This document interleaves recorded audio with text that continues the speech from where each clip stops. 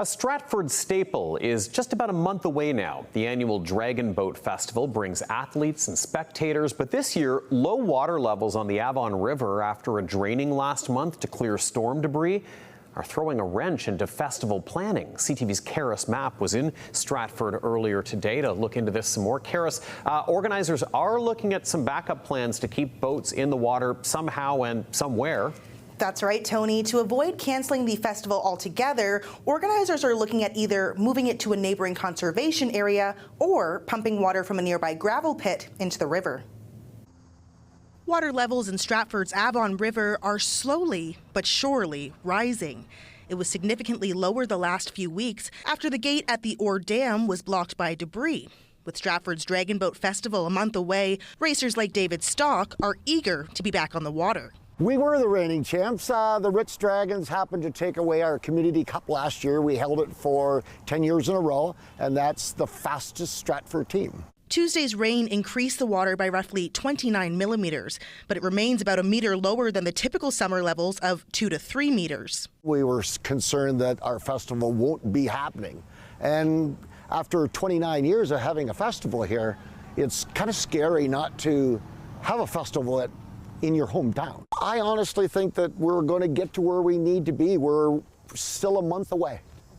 And I believe that there's probably enough rain. Organizers not as optimistic and looking at backup plans. The contingency plan is to go to another UTRCA park, which is the Wildwood Conservation Authority, which is about 16 kilometers south of Stratford near St. Mary's. Wildwood authorities are on board with the potential change, but racers and organizers still hope to keep the staple in Stratford. Stratford's got a venue that's so intimate, and you're there like you can see the theater when you leave port.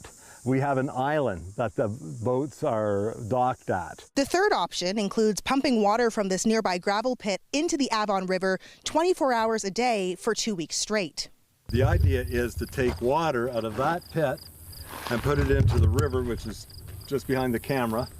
And the way we would do it is to place a pump here, and then that pump with hoses would push the water into the river. They'll probably have to clear the grass to make room for the pipe and some brush in this area, and so the concern is wash out at the point where we discharge it into the river. But what we have here, believe it or not, the Avon River is connected by 2 culverts.